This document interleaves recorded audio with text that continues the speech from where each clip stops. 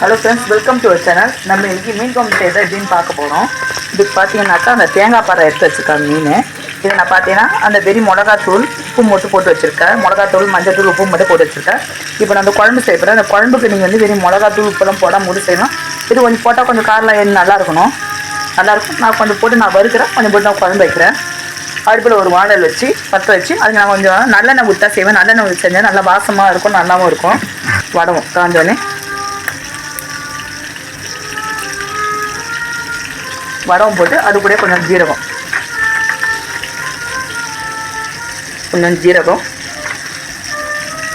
கொஞ்சம் வெந்தயம், கொஞ்சம் கருவேப்பிலை. பூண்டுலாம் குழம்புக்கு பார்த்தீங்கன்னாக்கா நீங்கள் அப்படியே போடுறதோட நீங்கள் வந்து இதை மாதிரி நீங்கள் நசுக்கி போட்டால், இதை மாதிரி நீங்கள் ஒன்று பார்த்தீங்கன்னா நீங்கள் நசுக்கி போட்டாக்கா பசங்க எதுவும் ஒதுக்கவும் மாட்டாங்க. நல்லா குழம்பு நல்லா மிக்ஸ் ஆகிடும். ஒரு 5 பூண்டு பல் போட்டு தட்டி போட்டிருக்கேன்.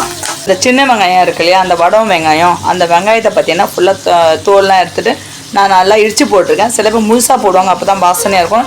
நீங்கள் நல்லா இடித்து போட்டாக்கா பசங்க எதுவுமே ஒதுக்க மாட்டாங்க. முழுசாக இருந்தால் பசங்க பார்த்தீங்கன்னா சாப்பிட்றதுக்கு ஒரு மாதிரி கஷ்டப்படுவாங்க, ஒரு மாதிரி சாப்பிட்றதுக்கு பிடிக்காது. இதுமாதிரி நீங்கள் இடித்து போட்டால் குழம்பா மிக்ஸ் ஆகிடும், நல்லாயிருக்கும். அப்போ தான் குழம்பு அதில் ஏறி நல்லாவே இருக்கும். வதங்கிறதுக்கு கொஞ்சம் உப்பு, நான் அந்த மீன்லேயும் கொஞ்சம் உப்பு போட்டிருக்கேன். ஆனால் கொஞ்சம் பார்த்து போடணும். உப்பு போட்டு வதங்கினாக்க இப்போ நல்லா வதங்கும். நீங்கள் மீன் குழம்பு நீங்கள் இந்த மாதிரி பாத்திரத்தில் வைக்கிறதோட நீங்கள் வந்து சட்டியில் வச்சா நல்லா வாசனையாக இருக்கும். ஒரு தக்காளி கட் பண்ணி வச்சுருக்கேன், அதை போட்டு வதங்கணும். நெல்லிக்காய் சைஸ் அளவு புளி எடுத்து நான் ஊற போட்டு வச்சுருக்கேன். நான் அந்த மீன் குழம்பு போட்டு ஒரு மாங்காய் எடுத்து வச்சுருக்கேன். இந்த பாருங்க, வெங்காயம் தக்காளி நல்லா வதங்கிச்சு. இந்த ஸ்டேஜில் மிளகாத்தூள் போடணும். ஏன்னாக்கா அந்த வெறி மிளகாத்தூள் இருக்கு இல்லையா, அது ஒரு ஸ்பூனு, குழம்பு மிளகாத்தூள் 2 ஸ்பூனு, அப்புறம் ஒரு ஸ்பூன் வந்து கொத்தமல்லி தூள், அப்புறம் அது கூட வந்து ஒரு 1/4 ஸ்பூன் ஜீரகத்தூள் போட்டு நல்லா கொதிக்க வைக்கணும். மீனில் மசாலா போடாமல் நீங்கள் அப்படியே கூட போட்டால் போடலாம். சரி, நான் கொஞ்சமாக செஞ்சு பார்க்கலாமேன்னு செஞ்சு பார்க்கணும். ஒரு 4 தேங்காய் பத்தை போட்டு நல்லா அடிச்சு எடுத்து அப்புறம் தண்ணி ஊற்றி நல்லா அடிச்சு எடுத்து பால் எடுக்க போகிறேன் மீன் குழம்புக்கு.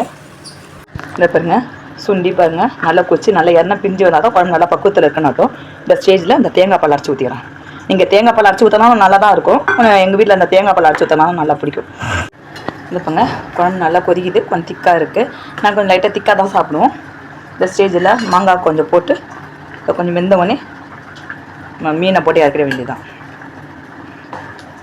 மாங்காய் போடக்குள்ள ஃபாஸ்ட்டாக போடலாம். நெக்ஸ்ட் பார்த்தீங்கன்னா நம்ம மீனை போடக்குள்ள அடுப்பு கொஞ்சம் சிம்மில் வச்சுருந்தா அந்த மீன் ஃபுல்லாக வந்து மிண்டுடும்னா பீஸாக வந்துடும். இதுக்கு நீங்கள் லாஸ்ட்டாக நான் என்ன பண்ணோம், மிளகுத்தூள் போட்டு இறக்கணும். மிளகுத்தூள் போட்டால் வாசனையாக இருக்கும். இல்லை இதுக்கு இல்லை, மீன் குழம்பு, கறி குழம்பு, இந்த எறா குழம்பு, எந்த ஒரு அந்த நான்வெஜ்ஜுக்கு பார்த்தீங்கன்னா லாஸ்ட்டாக வந்து மிளகுத்தூள் போட்டால் நல்லா வாசனையாக இருக்கும். அதேமாரி பார்த்தீங்கன்னா நான் கார குழம்புக்கும் நான் என்ன பண்ணுவேன், கடைசியாக வந்து கொஞ்சோண்டு அந்த மிளகுத்தூள் போட்டு இறக்கணும். நல்லா சூப்பராக இருக்கும், வாசமாக இருக்கும். மாங்காய்லாம் நல்லா வெந்துருச்சு. இந்த ஸ்டேஜில் மீன்லாம் போட்டு இந்த லைட்டாக சிம்மாக்கி வைக்கணும். ஒரு 2 நிமிஷம் போதுங்க, மீன் வெந்துடும். குழம்புல முங்குற மாதிரி முங்கி வச்சிடணும்.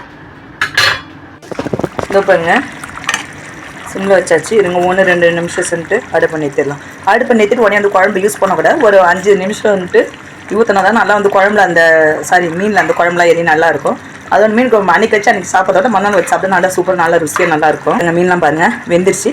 இப்போ நான் அடுப்பை நிறுத்திட்டு ஒரு 5 நிமிஷம் கழிச்சு பாருங்கள், மீன் குழம்பு ரெடி ஆகிடுச்சு. இதேமாதிரி நீங்களும் உங்கள் வீட்டில் நீங்கள் செஞ்சு பார்த்து எப்படி லைக் பண்ணுங்கள், ஷேர் பண்ணுங்கள், சப்ஸ்கிரைப் பண்ணுங்கள். தேங்க்யூ.